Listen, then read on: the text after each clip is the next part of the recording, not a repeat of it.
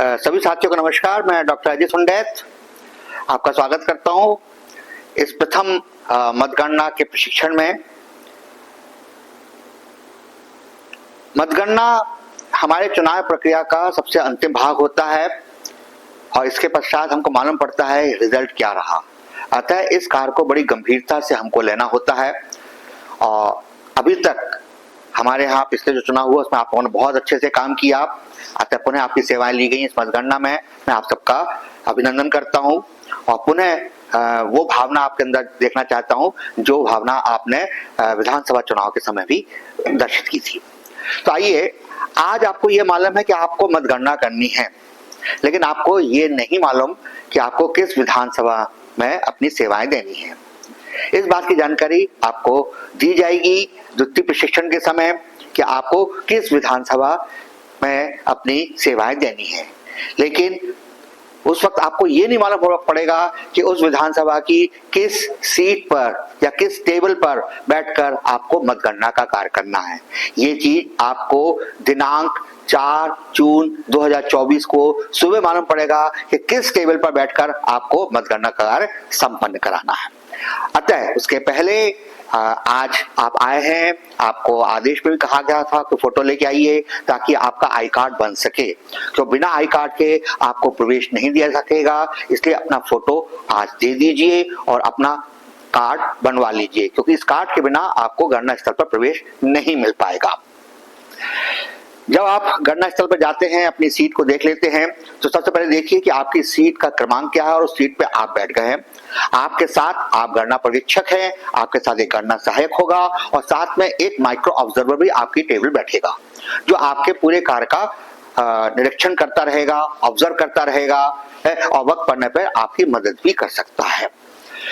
तो ये एक टीम वर्क है, इस टीम वर्क के साथ आपको काम करना है। और वहां पे जब आप टेबल बैठ जाते हैं तो आपको कुछ चीजों का पहले ध्यान रखना है कि वो सब चीजें आपके उस टेबल पे हैं कि नहीं।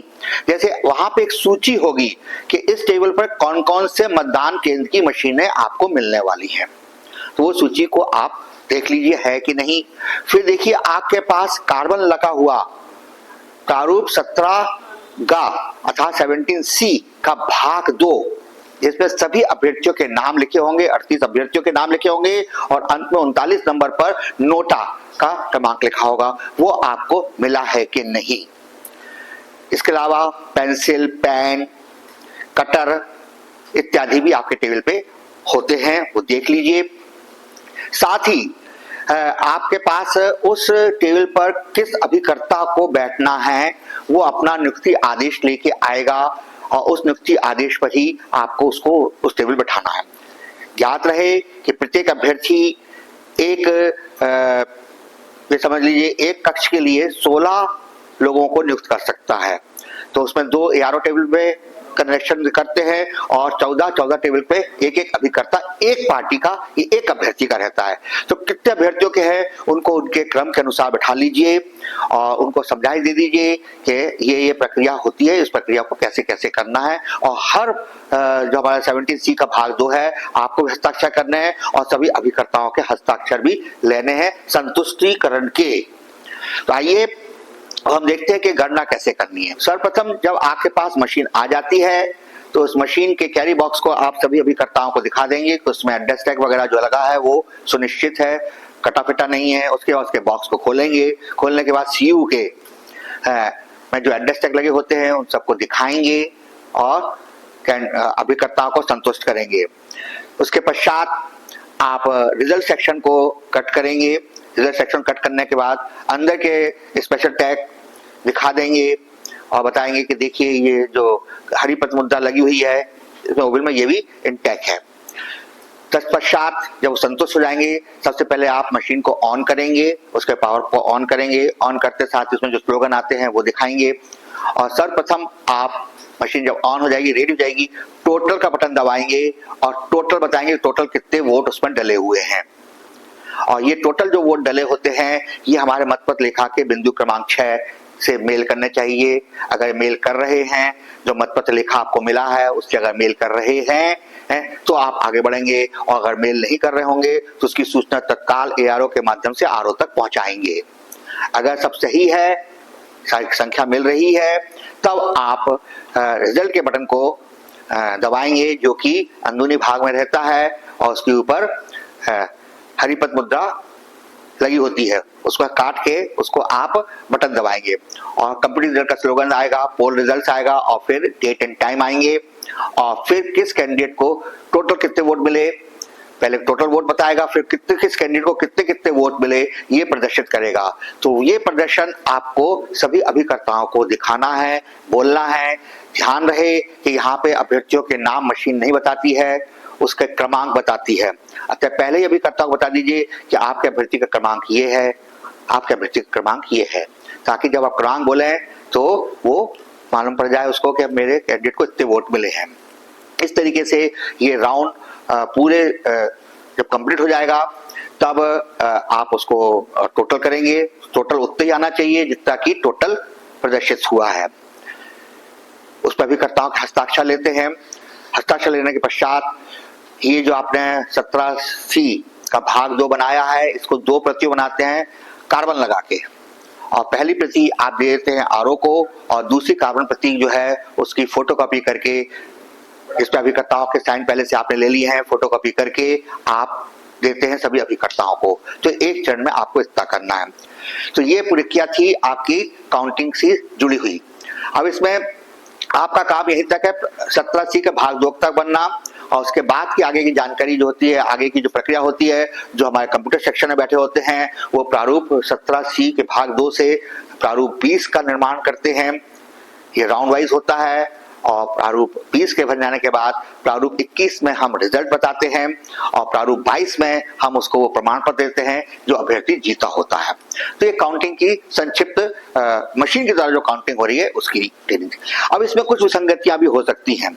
विसंगति ऐसे कि मतपत्र लेखा तो एक ही बनता है, लेकिन CU 2 उपयोग में आ सकते हैं। अगर CU खराब हो गया हो, अगर हमने बदला हो तो मतपत्र लेखा एक ही है और उसको CU 1 में इतने वोट, CU 2 में इतने वोट हैं, तो आपको भी उसी प्रारूप 17C के भाग 2 में लाइन खींच लेनी है।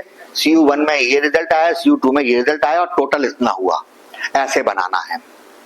इस बात का ध्यान रखेंगे। अगर CU 2 आ रहे हैं तो प्रारूप 17C भाग 2 एक ही बनेगा, क्योंकि मतपत्र लेखा का एक ही बना हुआ है, इसलिए वो भी एक ही बनना है। ये एक छोटी सी विसंगति होती है। एक और विसंगति हो सकती है कि जब आपने रिजल्ट का बटन दबाया तो इनवैलिड का स्लोगन आया। इनवैलिड का स्लोगन दोस्तों तभी आता है जब क्लोज का बटन ना दबा हो।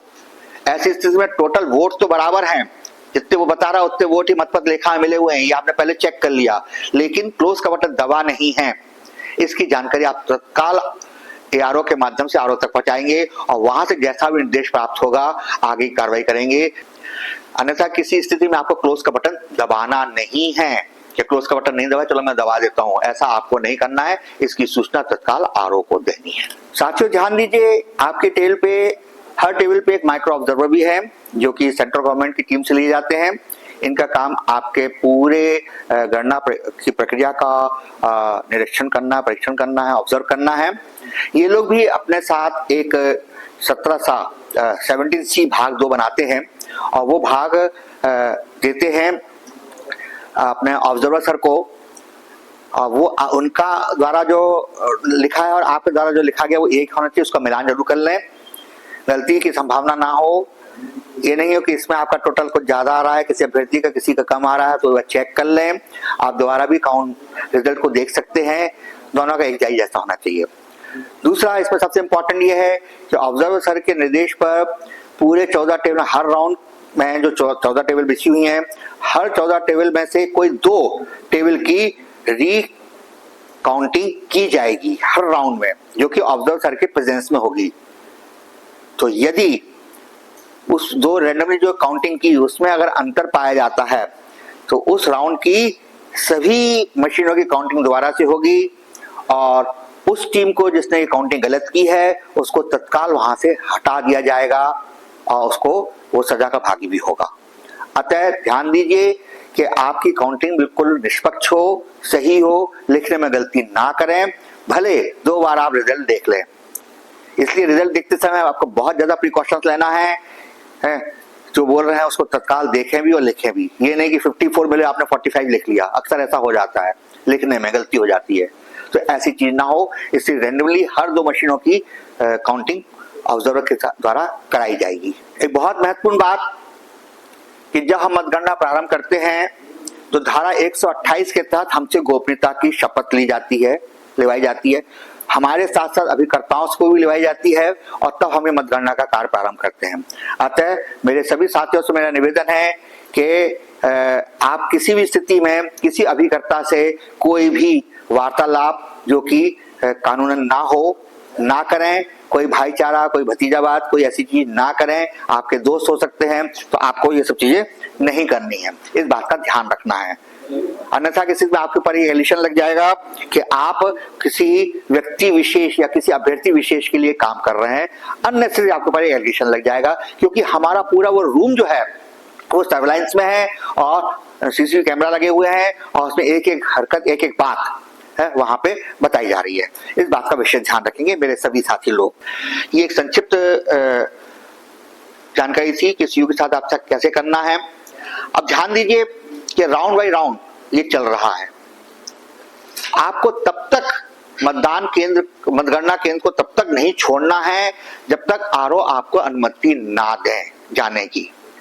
इसलिए आप अपनी सीट पर ही रहेंगे, अपनी सीट से इधर नहीं जाएंगे, क्योंकि हमारा ये जो मतगणना स्थल होता है ये त्रिस्तरीय सिक्योरिटी में रहता है।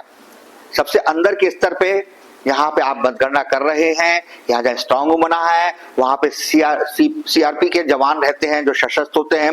दूसरा, भवन के बाहर जहाँ पे स्टेट पुलिस के सशस्त्र रहते हैं, और तीसरा और बाहर जहां से आप एंट्री करेंगे वहां पे हमारे लोकल पुलिस के जवान रहते हैं। तो आपको इस चीज का पालन करना है। जैसा मार्गदर्शन आपको दिया जा रहा है उसी मार्गदर्शन का पालन आप करेंगे।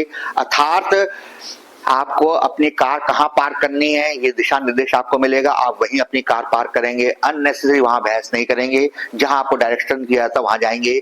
जब आप भवन के अंदर आने लगेंगे तो आपकी पूरी चेकिंग होगी। उस चेकिंग के दौरान आपके पास किसी भी किस्म का मोबाइल, कोई डिजिटल वॉच, कोई पेन, कोई पेन ड्राइव या कोई भी इलेक्ट्रॉनिक्स आइटम नहीं होना चाहिए। इवन आपके पास सिगरेट का पैकेट है, तंबाकू के पाउच हैं, ये भी नहीं होना चाहिए। हाँ, मेडिसिन अगर आप लेते हैं तो मेडिसिन अगर गोली के रूप में है तो उसको आप अपने साथ रख सकते हैं, लेकिन किसी शीशी में कोई तरल पदार्थ में अगर कोई मेडिसिन है उसको ले जाना अलाउ नहीं है, उसको आपको बाहर ही छोड़ना पड़ेगा। अतः इन सब सावधानियों के साथ आपको अंदर आने दिया जाता है। अतः वहां पे आप हमारे सुरक्षा कर्मियों से किसी भी प्रकार की बहस नहीं करेंगे है कि ये मेडिसिन तो मैं लेते ही हूँ, इसके बिना मेरा काम नहीं चलेगा, तरल पदार्थ में तो मैं क्या करूं, इत्यादि इत्यादि। ये आपको नहीं करना है। हाँ, उस मेडिसिन को वहां रखवा दिया जाएगा, है वहां रखवा दिया जाएगा। आवश्यकता पड़ने पे आपको अगर उस मेडिसिन की आवश्यकता होगी तो जहां पे आपको मेडिसिन रखवाई गई है वहां से आपको बुला के दे दी जाएगी, पिला दी जाएगी। धन्यवाद।